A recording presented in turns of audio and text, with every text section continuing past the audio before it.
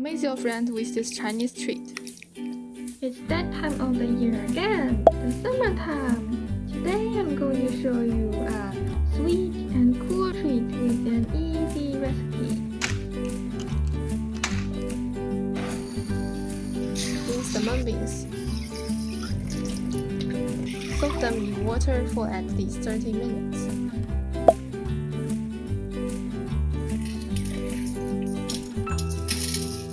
Use room temp water, not hot water. Add lots of lump sugar. Bring to a boil on high. Then simmer on low for about 45 minutes.